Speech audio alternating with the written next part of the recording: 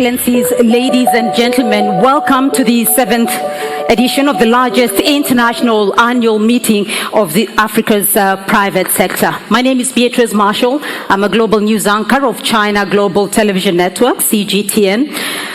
I'm particularly proud this morning as an East African from neighboring Kenya because for the first time the region is hosting the annual Pan-African Conference, the African CEO Forum. Last year we were in Abidjan in Côte d'Ivoire. Now, with us here today attending this prestigious forum are 1,800 leading decision makers, CEOs of large companies, investors, heads of African and international institutions, Africa's political sphere, all present this morning to shape the future of Africa's business. Also represented are 43 African countries, as well as 26 international countries represented here today. The core issue we're going to be discussing is regional integration, how to shape Africa's business, how to use the private sector, how to incorporate public-private enterprises, and how to boost regional integration, particularly with the signing of the Continental Free Trade Area.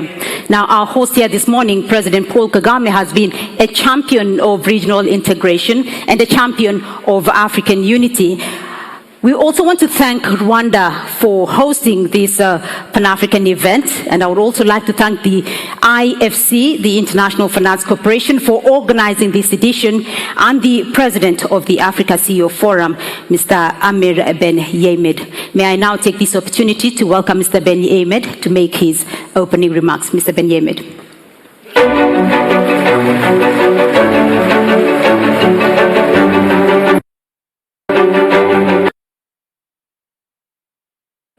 Excellencies, President of Rwanda, President of Togo, President of Ethiopia, President of the Democratic Republic of Congo, Prime Ministers of Rwanda and Côte d'Ivoire, Ministers, Member of the private sector, ladies and gentlemen of the media, dear friends, welcome to Rwanda and welcome to the 7th edition of the Africa CEO Forum.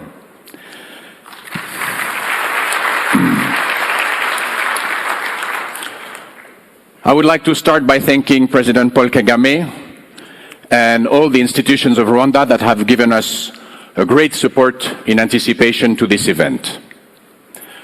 I would like also to thank IFC, our co-host, and which under the leadership of its CEO, Philippe Leroux, and its Vice President for Africa, Sergio Pimenta, have mobilized their great network of extremely talented people from all over Africa to prepare with us this conference.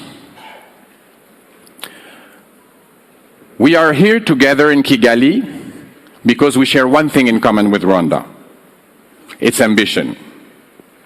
In a few days, the country will commemorate the 25th anniversary of the genocide. And over the last 25 years, Rwanda, under the leadership of President Kagame, has managed to create one of the most inspiring success stories in Africa. For millions of Africans, Rwanda today is a role model. It's the only African nation, with Mauritius, to be ranked among the 50 best countries in terms of ease of doing business. It's a country that rebuilt itself by investing in smart and sharp public policies. It's a country that has invested with ambition in women leadership, innovation, education.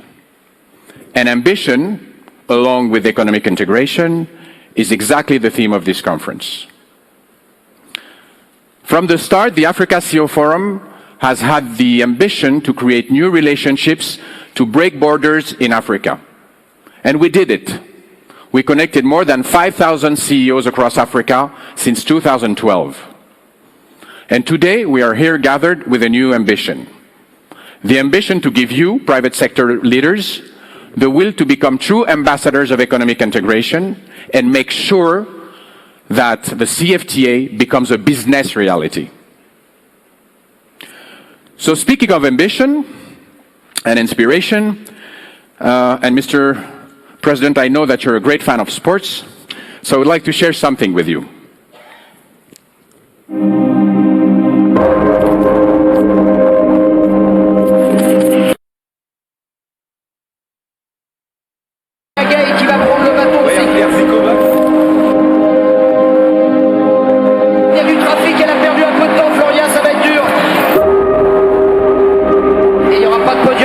revient pas. Hein. Floria donne tout ce qu'elle a, mais malheureusement, ce sera pas suffisant.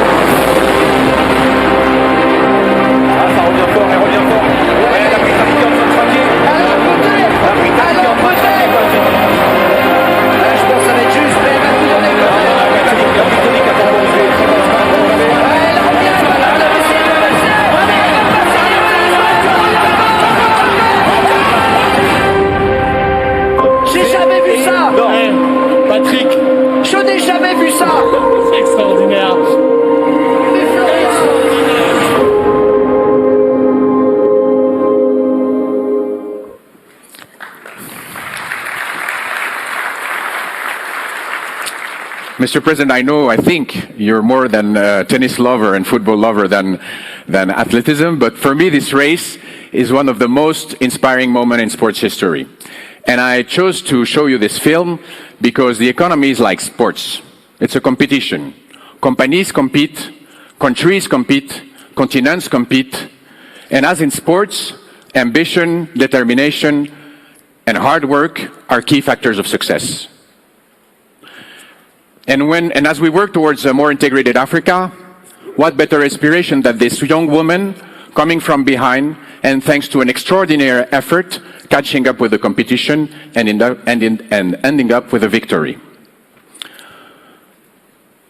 But first, I have to make a confession. As a private sector CEO, when I first heard about the CFTA, I was a little bit skeptical. And Excellencies, you know that business leaders are very prone to criticize the lack of political action. But this time, I think we should thank President Kagame, former ECA Executive Secretary Carlos Lopez, who is also with us in the room, and Niger President Mahamadou Issoufou, as they have been instrumental these past 3 years in making this trade agreement a reality. I think they deserve a great round of applause.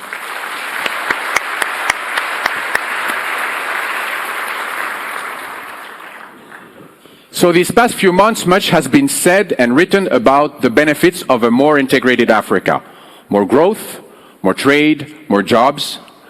But not enough has been said about the threat of not fully embracing it. Globalization is clearly slowing down. Trade intensity, foreign direct investment are all decreasing. Robotics is lowering the incentive to shift production to our countries. Advanced economies are increasing their investment in services, and services are harder to trade and harder to offshore to our economies. And last but not least, China, USA, and Europe are on the verge of a trade war. So Africa can draw 3 main conclusions from this. First, catching up by following traditional industrialization policy is going to be more difficult. Second, countries need to premium on education and invest in the knowledge economy. And third, our topic, economic integration. It's not, I'm sorry, it's not an opportunity, it's a vital necessity. And it's a necessity for all of us in this room, government and CEOs. And that's why we chose this title and this theme for this year's conference. It's a little reminder that building African integration cannot happen without you in the room. The African private sector and the international investor. So our ambition for this conference is to kickstart a global conversation between public and private sectors on how to move forward together. And this ambition has to extend to the people who are not in this room, the worker, the citizen, the civil society. Because none of our action will make sense if we don't make a priority to take care of our environment, make sure we share equally the benefits of growth, and to create opportunities for all.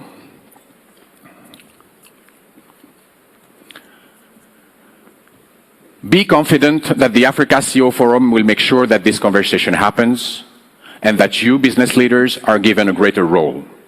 Because putting you at the forefront of economic transformation is what the CEO Forum stands for. And speaking about what the CEO Forum stands for, I would like to update you on a few of our critical initiatives. Last year, we decided to transform this event into a full-time organization dedicated to you. Our first decision was to launch our initiative to promote women leadership. And in just 12 months,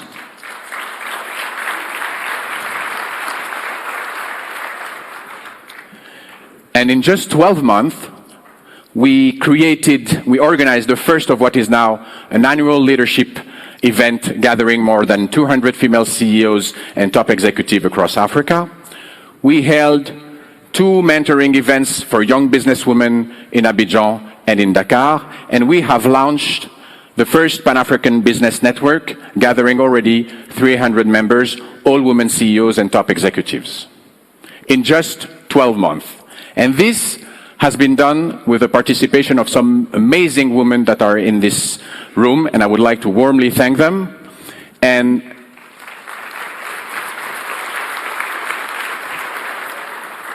gentlemen in the room, let me tell you something. The energy that women brought to this initiative, well, it speaks a lot about the kind of leadership they're going to bring to the table when we'll be discussing during this forum economic integration. So thank you again, ladies. Speaking of integration, our second decision was try to keep you connected all year long, to try to extend the Africa CEO Forum experience over the rest of the year. So we have thought, and I'm very proud to introduce to you our new project. Let me introduce to you the Africa CEO Network.